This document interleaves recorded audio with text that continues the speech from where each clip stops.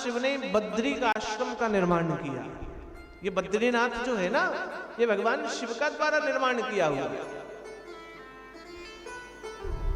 भगवान शिव का।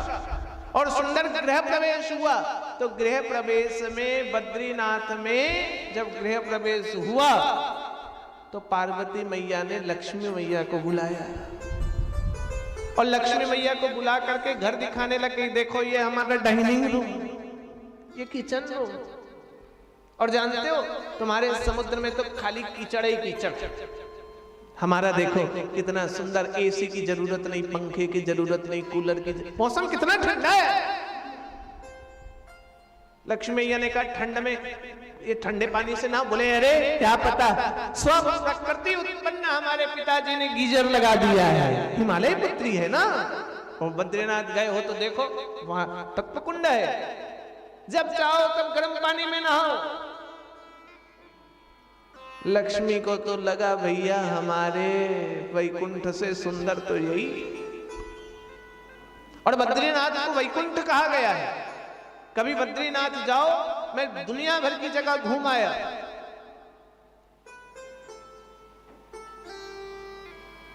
इन 5-7 वर्षों में 100 से अधिक तो मैंने भागवत कर डाली, और इतनी जगह भागवत, इतनी जगह राम कथा, इतनी जगह शिव पुराण, इतनी जगह यात्राओं करने के बाद भी, कई देश विदेश में जाने के बाद भी, यदि मुझसे कोई पूछे ये सबसे सुंदर स्थान कौन है, तो मैं तो कहूंगा बद्रीनाथ है। और सितंबर महीने में श्री बद्रीनाथ में मेरी कथा भी है, किसी को चलना हो तो चलो मेरे साथ। हर प्रत्येक तीर्थ में वर्ष में 1 बार 2 बार हम कथा करते हैं कहीं दिव्य तीर्थ में, क्योंकि यहाँ तो टेंशन है, घड़ी देखते रहते हो बार बार, इतना बज गया, इतना बज गया, घर में जाना, रोटी बनाना, खाना पीना, चाय पिलाना, वहां टेंशन मुक्त रहोगे। सुबह 4 घंटे कथा, शाम 4 घंटे कथा, बाद में स्नान कीजिए, भगवान के दर्शन कीजिए। अभी 11 मई को मैं बद्रीनाथ जाऊंगा, 11 मई को जाकर के फिर सारी व्यवस्थाओं को सुदृढ़ करके सितंबर महीने की कथा तय हो जाएगी। जिसको जाना रहेगा वो संपर्क कर लेना। बाद में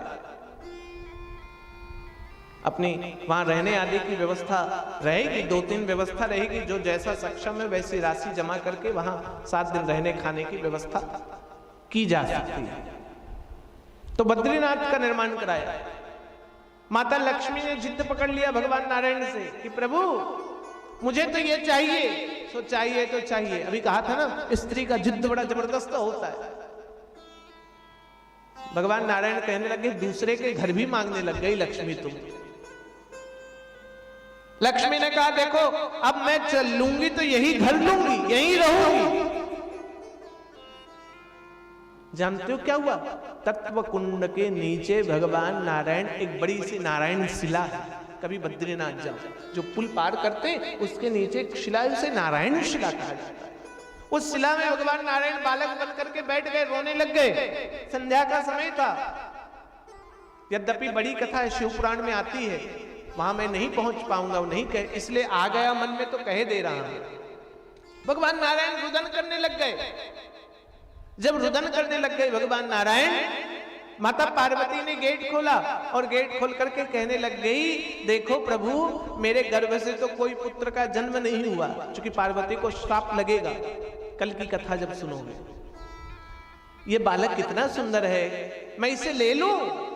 भगवान शिव ने कहा, यदि किसी बालक को गोद लोगी तो उसको अपनी संपत्ति देनी पड़ेगी, पुत्र मानना पड़ेगा।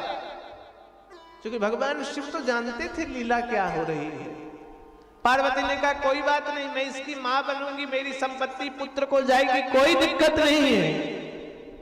और शिव के कहने पर पार्वती ने नहीं माना, पुत्र भगवान नारायण को लेकर के आ गई। संध्या का समय हो गया और भगवान शिव पार्वती संध्या पर नंदी पर सवार होकर भ्रमण करते हैं। भगवान शिव नंदी पर सवार हुए, पार्वती सवार हुई। पार्वती ने कहा प्रभु मैं बालक को, भगवान ने कहा मैं बालक को नहीं घुमा सकता हूं। और भगवान नारायण को उस बाल रूप में बद्री का आश्रम छोड़ करके भगवान शिव पार्वती को लेकर तीनों लोग भ्रमण करने लग गए। माता लक्ष्मी बद्री का आश्रम आ गई जब पार्वती शिव नहीं थे, और अंदर से दरवाजा बंद कर दिया।